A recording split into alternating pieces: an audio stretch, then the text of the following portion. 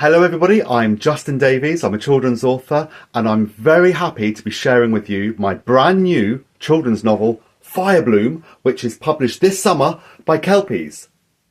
The cover art and the illustrations inside have been done by the amazing Francesca Ficcarilli, and as you can see from the cover, there are many jellies in the story. Jellyfish everywhere. Shall we dip our tentacles into the story now? Give you a taste of what to expect. Step ashore for the Firebloom Festival. But there's only a show if the jellyfish glow. I'm going to read from chapter 7, The First Firebloom. According to Firebloom Festival tradition, the parade couldn't set off until the sun had sunk below the horizon. Now, as its lower edge appeared to touch the distant line of the ocean, all eyes turned seaward.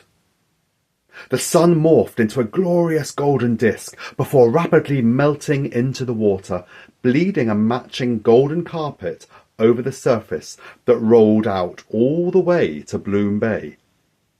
On cue, Lady Vorpal strode through the crowd, her huge hair sculpture slicing the dusky sky.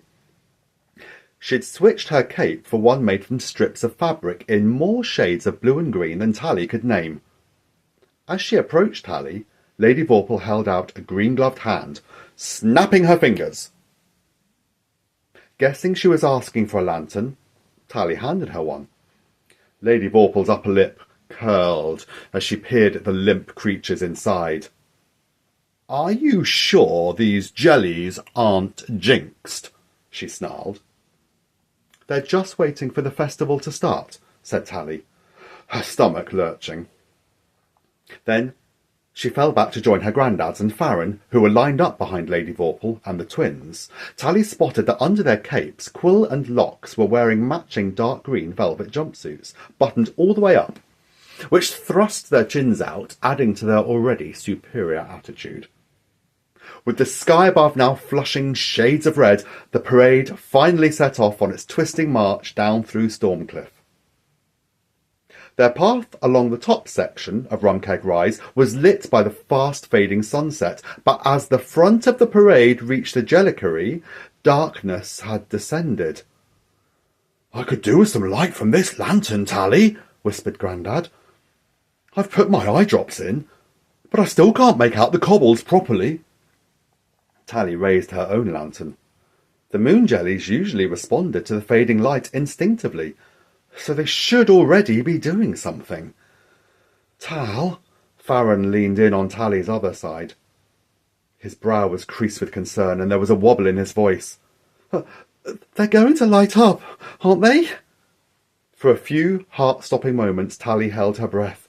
But just as she felt the beginnings of a surge of panic rising up her throat, the tank in the Jellicory's window burst into life.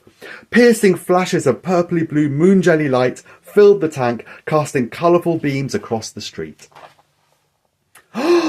A collective gasp rose from the crowd behind her, swiftly followed by cheers as everyone's moon jelly lanterns responded to the tank by flickering to life as well. Suddenly, the narrow street was filled with the beautifully eerie, pulsing light of 100 lanterns, reflecting in windows and sending long shadows rolling up the cliff face above.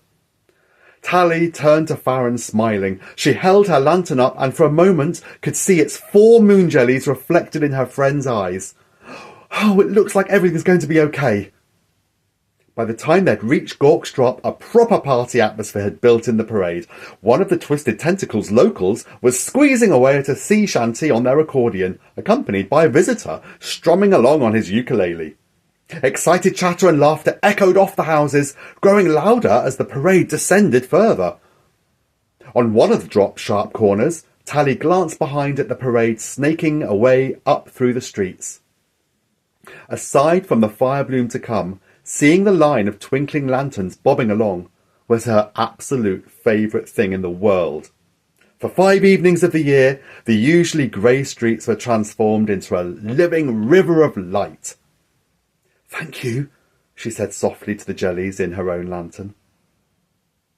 which was precisely when they began to flicker. Then, one by one, they blinked out completely. And that's where I'm going to leave the reading. To find out what happens, you'll need to continue reading Firebloom. I hope you enjoy it.